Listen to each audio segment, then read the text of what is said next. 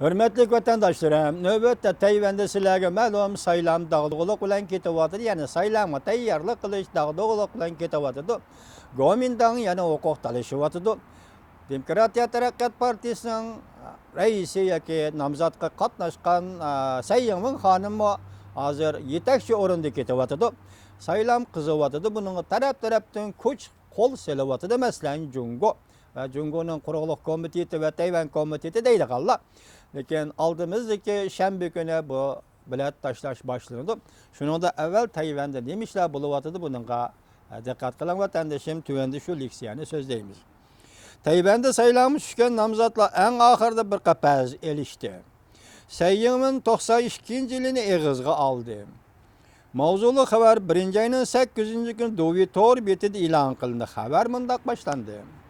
2016-yili Tayvanda o'tkazilgan saylan marifisining oxirgi kunlarida nomzodlar 1-ayning 8-kuni kashda yig'ilish o'tkazib, bu yig'in saylan nomzodlarining eng oxirgi bir qatimliq elishi deb suratlandi. Tasvirlendi. Gomindan tarafdan namzat bulup saylanmış tushgan Jolilin yana bir qatim 92-yillik o'rtaq tunishni tilga elib savol qo'ydi. Demokratiya Taraqqiyot Partisining namzat bulup saylan qatnashgan Sayyiŋmin xonim Jolilinning savoliga mujmal javob berdimi? Sayyiŋmin xonim bu qatim 92 degan bu songa rasmiy javob qaytardi. U mundaq ko'rsatdi. Demokratiya Taraqqiyot Partisi 1992-yildagi suhbatning bir paket ekanligini inkor qilmaydi. O'rtaqlikqa izlanib, farqni saqlab qolish ro'yini tan oladi. Lekin 1992-yili o'rtaq tunish keldik degan masalani Gomindan yasab chiqqan hargiz butun Tayvan xalqining o'rtaq tunishi emas. Diqqat vatandoshim.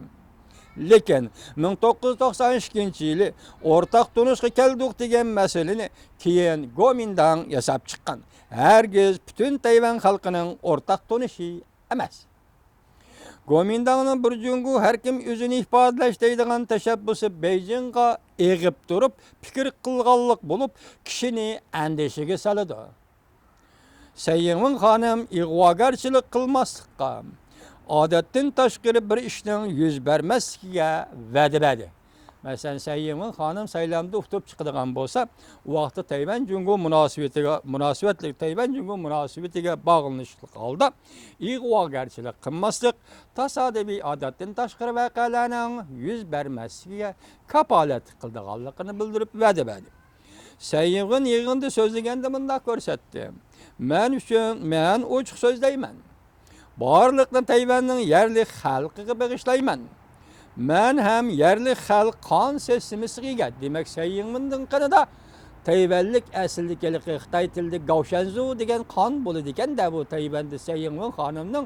Shuni Sayyiŋmin xonim Demokratiya Taraqqiyot Partisiga a'zo bo'lib kirgan. Bu partiyaning maksimum minimum programmasi o'xshashli mustaqillik deganni biz boshdan ta'kidlab kelyapmiz.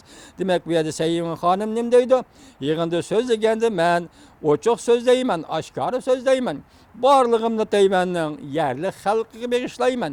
Men ham yerli xalq qon sesimiga, men o'zimga yerli xalqqa o'xshash ism qo'ygan edim.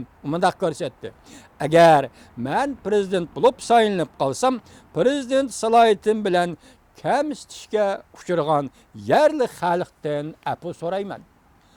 Xinjiang Uyg'ur Abnum rayonida ya Wang Lochen, ya Jiang Chunshan, ya Wang Inmao, ya Wang Bin, ya Long Shujin deydigan jinlarning hech qaysi yerli xalqdan apu so'rayman degan emas. Ko'rdingizmi? Hozir taq prezident bo'lib saylanmay turib, Sayyiŋmin xonim nima deydi? Yerli Tayvan xalqidan apu so'rayman deydi.